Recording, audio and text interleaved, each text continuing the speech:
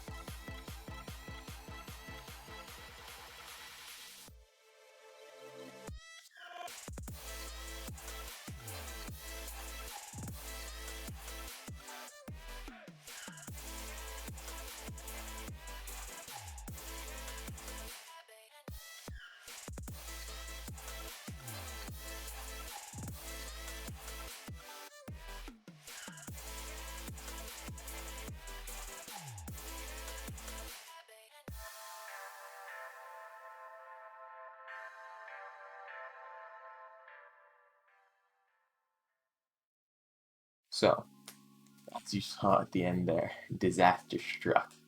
It was about 80% of the way through, and the top just did not print. So I can't actually get this focus for you guys, but it came out incredibly well. I'll go ahead and put some close-up shots on my phone of it, um, and it's really good. It didn't print the top, which sucks. The reason for that is I didn't get the first layer quite right, and it popped off the bottom a little bit early. So as soon as I get that fixed, I'm gonna have a pretty dang good printer because this thing is smooth with barely any issues with it. All right. So as you can see, I actually got it focused here. It is pretty smooth. There's a layer issue right here, but that's very common on a lot of printers. And that's the only spot. There's also a tiny, you guys can't actually see it. You might be able to, there's a tiny bit of roughness here. And that was really the only two issues, other than the fact that it popped off the top early. And that is really because if you look at the bottom here, I did not have the first layer set quite right, and that's why you can see all these individual lines, why the text that's supposed to be on the bottom doesn't appear quite right. But everywhere else you look, it's really good. I'm so proud of it. It's like a child coming home with a B on their test. They didn't get an A, but you're still proud of them. It's so good. So, this made me so proud, honestly. For a sub $200 3D printer, it is incredibly good. It is smooth. The print came out really nice. As long as we ignore that top missing, but that's on me, not on the machine. It is so good. All the textures are correct.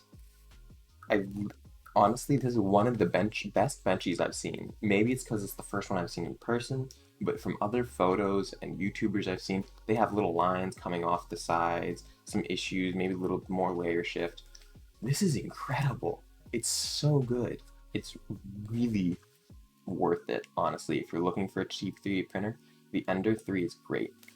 There's also the Ender 3 2 and the Ender 3 Pro.